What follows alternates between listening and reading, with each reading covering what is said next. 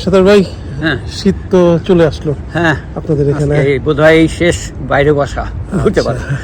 তো আপনি তো বাংলাদেশের নির্বাচন নিয়ে এনসিপির যে প্রতীক বরাদ্দ চেয়ে শাপলা চেয়েছে এবং নির্বাচন কমিশন সেটা দিতে পারতেছে না অথবা অন্য কিছু চাচ্ছে, আপনার কাছে কি মনে হচ্ছে আসলে মানে ওদের এনসিপির উদ্দেশ্যটাই বা কি এবং নির্বাচন কমিশনই বা কি করতে যাচ্ছে অথবা বাংলাদেশ সরকার কি মনে হয় আপনার সব মিলিয়ে?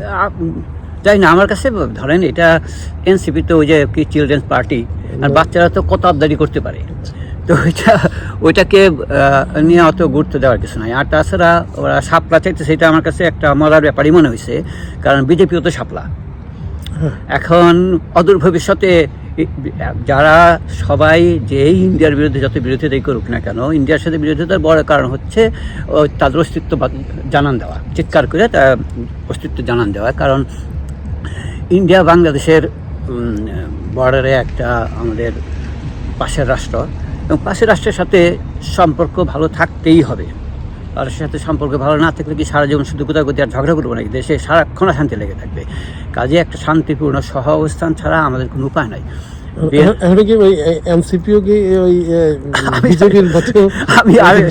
আমি জানি না, কিন্তু আমার কাছে বেশ মজাই লাগছে, হাস্যকরই লাগছে যে বিজেপির মতো ওরা শাপলা নিচ্ছে।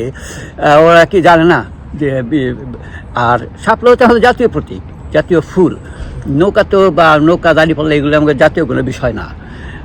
কাজেই ওইটাই তাদের নিতে হবে কেন? তারা যদি মনে করে যে শাপলা যেহেতু জাতির একটা প্রতীক, এটা নিলে পরে মানুষ তাদেরকে বেশি ভোট দিবে। প্রতীকে কেউ ভোট দেয় না, গোলাপ ফুলের মতো এত সুন্দর একটা প্রতীক নিয়ে আমাদের এলাকায় মনে আছে ৮৮ পীর সাহেবের বড় সাহেব যাতে নাকি সে মাত্র ৫০০ ভোট পেয়েছে, তার জগন্নাথ বাজেট পেয়েছে।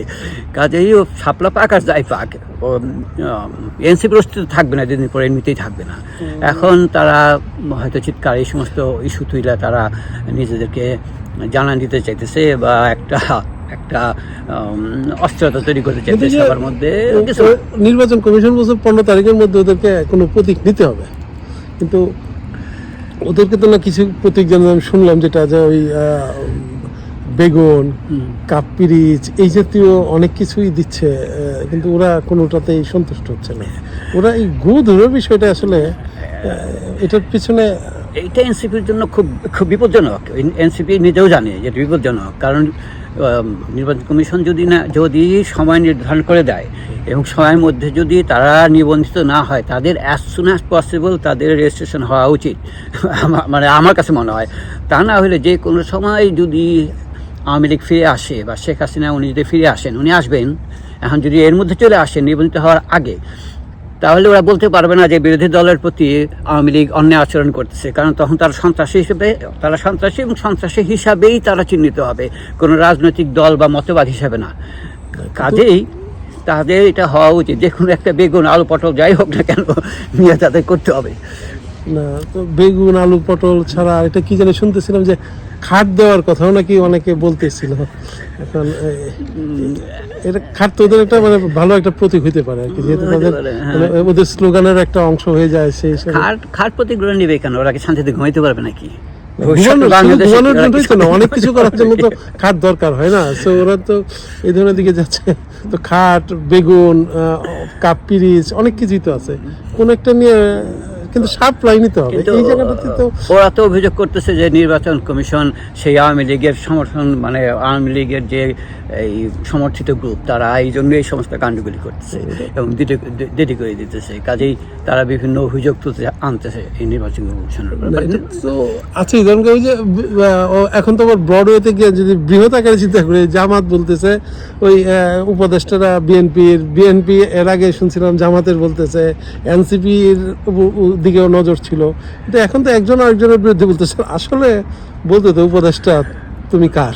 আসলে উপদেষ্টাদের বিরুদ্ধে বলবে, উপদেষ্টাদের গন্ডগোল লাগবে, বিএনপিতে ভাঙন ধরবে, কারণ হলো বাংলাদেশে ইলেকশন হবে না, বাংলাদেশে ইলেকশন হবে না। তাহলে না হওয়ার জন্য যা করা দরকার ওরা তাই করতেছে। তাহলে আমাদের আলটিমেটলি আমাদের গন্তব্য কোথায় বাংলাদেশের? নির্বাচনবিহীন অনন্তকাল।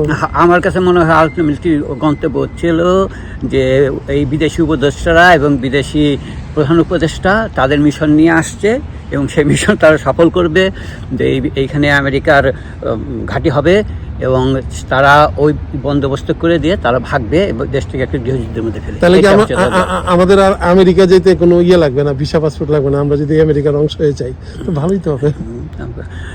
হবে, আপনি দেখতেছেন না ব্রিটেনে কি হচ্ছে, বাঙালি মুসলমানদেরকে পিটে সব বের করে দিতেছে। আপনারা যেতে পারেন, কিন্তু না, আমেরিকার পক্ষে যদি আমরা জায়গা তাহলে তো আমাদের আমেরিকা যেতে DB-1 অথবা OP-1 ভিসা কিছুই লাগতেছে না, ভালোই তো হবে। আপনার কি মনে হয় আফগানিস্তান যখন আমেরিকা যখন আফগানিস্তান দখল করছিল তখন সমস্ত আফগানিস্তানের লোকজনদেরকে আমেরিকা নিয়ে গেছিল? না, এখন তো আমাদের আপনার কি তাই- আমাদের নোবেল লরিয়েট আছে, উনি হচ্ছে এরকম কোনো একটা বন্দোবস্ত আমাদের জন্য করবে অবশ্যই। হ্যাঁ, তা তো- আমি আশাবাদী হতে পারি। আপনি নৈরাশ্যবাদীদের দলে আছেন, আমি আশাবাদী। হ্যাঁ, ওই আশা নিয়ে বেঁচে থাকে, আপনি আশা নিয়ে থাকেন।